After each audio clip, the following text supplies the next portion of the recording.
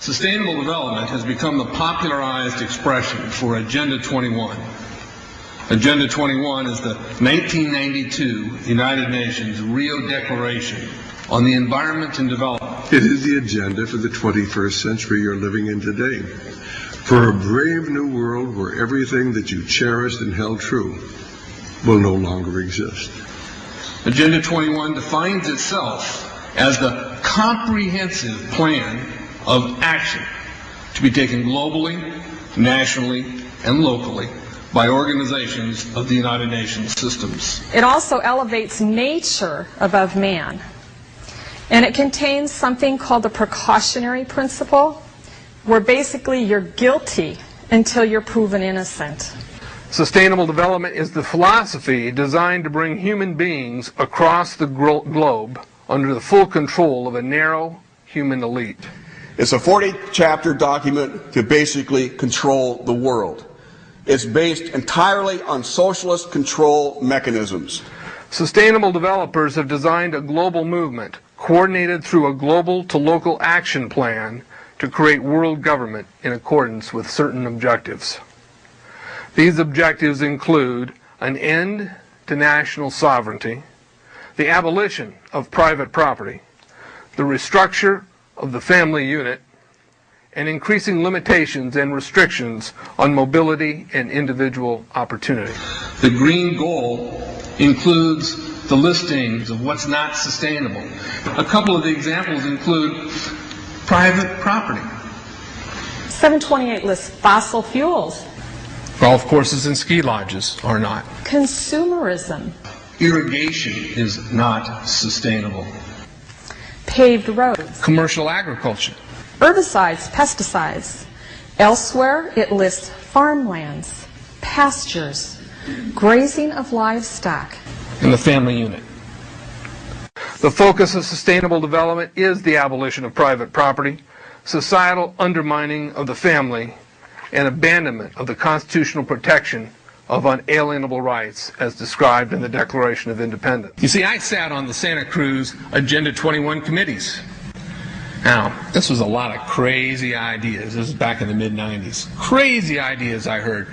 Mother Earth's surface wasn't to be scratched. Human beings were to be concentrated into human settlement zones. Educational systems were to focus on the environment as the central organizing principle. All aspects of life were covered.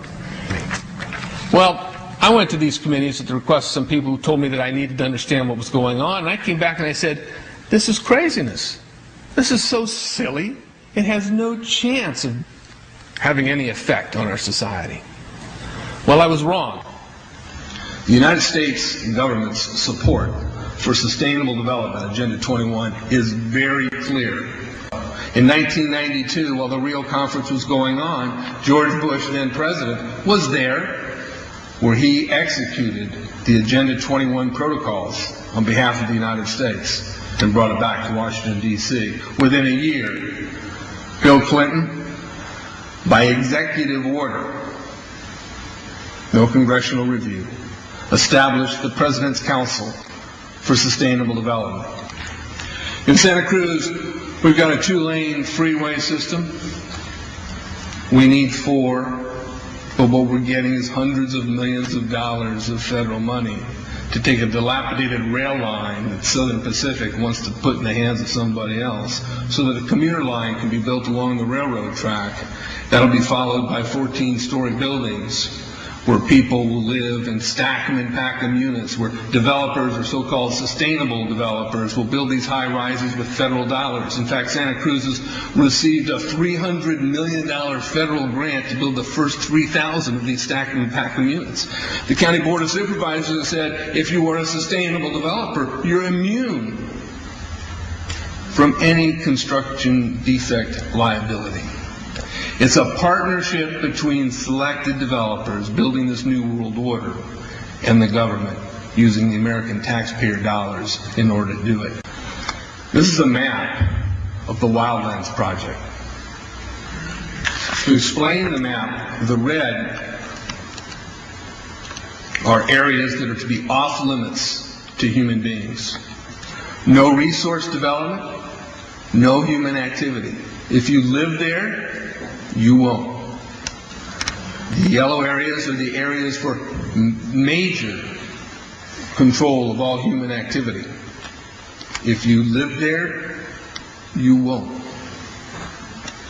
The black areas, the black dots, are the smart growth zones. That's where human beings are to be stacked and packed in small living units along rail tracks. The Smart Growth Program ultimately has jobs assigned and children cared for by the state. The question has been asked many times how the people who are perpetrating these things expect to do this and make it last. And the answer to that is that you steal a generation of children and you indoctrinate them so that they accept these ideas and they become global citizens in the coming global village. UNESCO came out and declared 2005 to 2015 the decade of education for sustainable development.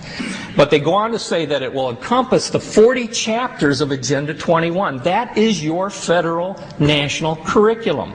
The entire purpose of second grade social studies is to transfer loyalty from the family to the government and teach them about sustainable economic consumption. Students construct their own understandings of reality and realize that objective reality is not knowable. So why bother? The truth is, the truth which keep men free is being suppressed in order to prop up the attitude training agenda. And it moves on. This is our new math called Connected Mathematics. Standard 3 tells us that students learn that mathematics is man-made, that it is arbitrary, and good solutions are arrived at by consensus. Most of us assume 2 plus 2 is always going to equal 4. You're wrong. We might reach a new consensus. How well does it work? Well, they tell you in the teacher's guide in the back, it tells us that because the curriculum doesn't emphasize arithmetic computations done by hand, some students may not do as well on tests assessing computational skills. We believe such a trade-off in the favor of CMP is very much to the student's advantage in the world of work. Our children are mathematically illiterate on purpose. How do I know on purpose? Why isn't this just a basic bad idea? Because the Sustainable Development Plan tells us so. Generally, more highly educated people who have higher incomes consume more resources than poorly educated people who tend to have lower incomes. In this case, more education increases the threat to sustainability. Charlotte Iserby, I owe you an apology. I did not believe for the longest time it was a deliberate dumbing down. I thought the dumbing down was a natural consequence of a bad idea. Folks, it's deliberate. It's deliberate. The sustainable globalist goal is the orchestration of a planned fall of American principles, values, and lifestyles. The effect on the average American will be devastating.